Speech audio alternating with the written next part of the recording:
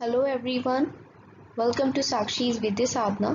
इस video lecture में हम पढ़ेंगे class 10 science chapter 1 chemical reaction and equations और ये पार्ट 8 है हमारा, जिसमें हम कोरोजन और रेंसिडिटी के बारे में पढ़ेंगे।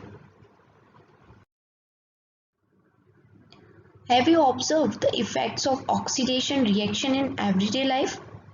तो इससे पहले के जो वीडियो था उसमें हमने पढ़ा था about oxidation reaction, reduction reaction, जिसको साथ में हम रिडॉक्स रिएक्शन कहते हैं। लेकिन यहाँ अब डिस्कस किया जाएगा कि ये जो ऑक्सीडेशन रिएक्शन है ये एवरीडे लाइफ में कैसा रहता है। बहुत कॉमन सी चीज़ है, बट कभी हमने उस तरीके से इसके बारे में सोचा नहीं। तो पहली है वो कोरोजन।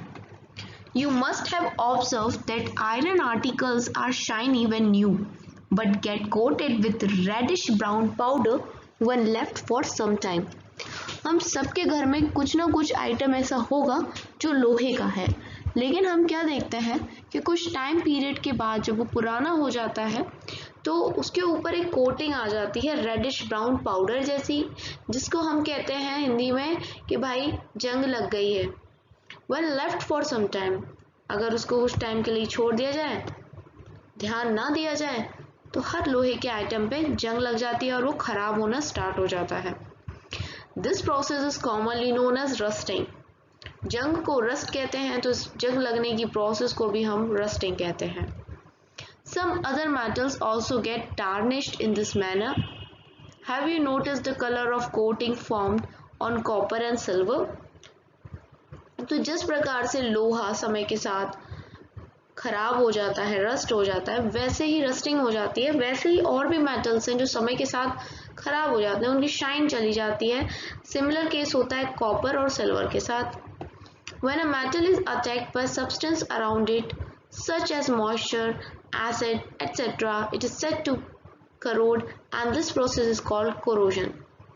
जब भी कोई मेटल किसी सब्सटेंस जो उसके आसपास सब्सटेंस है, जैसे मॉइस्चर है, मॉइस्चर क्या होता है, हवा में जो पानी मौजूद होता है, नमी मौजूद होती है, उसको मॉइस्चर कहते हैं, या एसिड्स की वजह से कोरोड हो जाए, खराब होने लग जाए, तो उसी प्रोसेस को हम कोरोजन कहते हैं। The black coating on silver and the green coating on the copper are the other example of corrosion. तो कॉपर की अगर आपने कोटिंग नहीं भी देखी हो, लेकिन सिल्वर की ना देखी हो, ये मैं मान नहीं सकती, क्योंकि पायल तो हम सबकी मम्मी पहनती हैं। अगर पायल नहीं पहनती तो सिल्वर का कोई ना कोई ऑर्नामेंट सभी की मम्मी के पास है, कोई ना कोई ज्वेलरी। तो समय के साथ क्या होता है कि ये जो सिल्वर ज्वेलरी होती है स्टार्टिंग में कितनी शाइनी होती है, ब्राइट, लेकिन समय के साथ काली पड़ जाती है। तो ये काला काला क्या होता है, ये ब्लैक कोटिंग होता है जो रिएक्शन की वजह से आ जाता है। जब सिल्वर ऑक्सीजन से रिएक्ट कर रहा है तो ये ब्लैक कोटिंग आ जाती है। सिमिलरली कॉपर पे जो कोटिंग आती है वो ग्रीन कलर की होती है। Corrosion causes damage to car bodies. और तो और इस कोरोजन की वजह से जो कार होती है ना, कार की बॉडीज बनी होती हैं, मतलब कार भी तो मेटल की बनी है, ये भी खराब हो जाता है। कई बार उन पे भी जंग लग जाती है, ब्रिजेस पे लग जाती है। आयरन रेलिंग्स होती हैं घरों में, सीढ़ियों पर, शिप्स पे, और बहुत सारे ऐसे मटेरियल जो कि मेटल के बने हुए हैं और जो आयरन के बने हुए हैं, इन सब पे कोरोजन की प्रोसेस हो जाती है, जिससे ये खराब हो जाते हैं।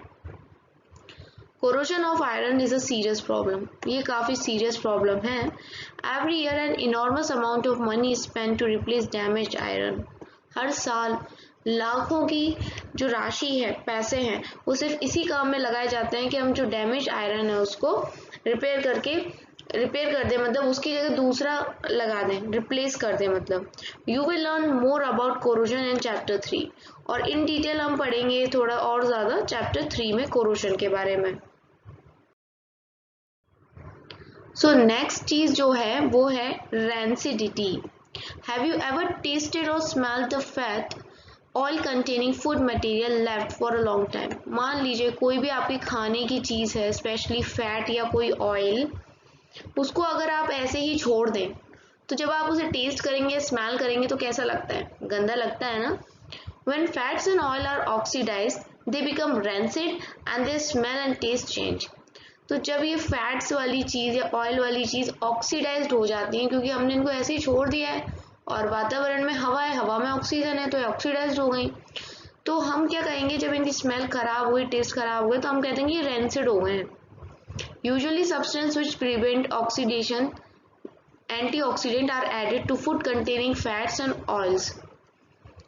तो ऑक्सीडेशन से बचाने के लिए जो चीज़ डाली जाती है वो होती है एंटीऑक्सीडेंट, ऑपोजिट। ये एक ऐसा मटेरियल है जो किसी भी खाने की चीज़ को ऑक्सीडाइज्ड होने से बचाएगा। तो खाने के आइटम्स जिनमें खतरा रहता है ऑक्सीडेशन का, उनमें एंटीऑक्सीडेंट्स डाले जाते हैं। Keeping food in airtight containers helps to grow down oxidation. इसलिए तो आजकल एयरटाइट कंटेनर्स की ज़्यादा डिमांड होती है, क्योंकि उनमें हवा नहीं जा पाती है और खाना काफ़ी टाइम तक सुरक्षित रहता है। Do you know that chips manufacturers usually flush bags of chip with a gas such as nitrogen to prevent the chips from getting oxidized। तो हम जो मार्केट में चिप्स देखते हैं वो फूली तो बहुत होती हैं, लेकिन उसमें चिप्स अगर 20 रुपए की पैकेट है चिप्स की, तो उसमें 5 रुपए की चिप्स निकलती हैं। आधी क्या होता है, हवा भरी होती है। तो वो हवा एक्चुअल में कौन सी गैस होती है, वो नाइट्रोजन होती है। और वो क्यों भेजी जाती है, भरी जाती है, हम तो ये सोचते हैं सिर्फ हमें ठगने के लिए। सिर्फ ठगने के लिए नहीं, इसलिए ताकि जो चिप्स हैं उनमें ऑयल है ना, फैट की मात्रा भी होती है, तो वो ऑक्सीडाइज ना हो जाए। क्योंकि अगर वो ऑक्सीडाइज्ड हो गई तो खराब हो जाएगा, उसका टेस्ट चला जाएगा, खाने के लिए सही नहीं रहेगी। दैट इज़ वाई वो नाइट्रोजन फिल करते हैं। इसी के साथ हमारा चैप्टर फिनिश हो गया है। और आप सब्सक्राइब कर देना, भूल जाते हो सब्सक्राइब करना, वीडियो तो देख लेते हो पर सब्सक्राइब नहीं करते हो, तो प्लीज़ सब्सक्राइब ज़रूर करें।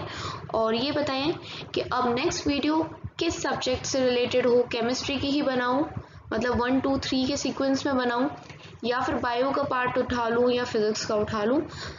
Do tell me in the comment section below. And thanks for watching Sakshi's Vidya Sadhana.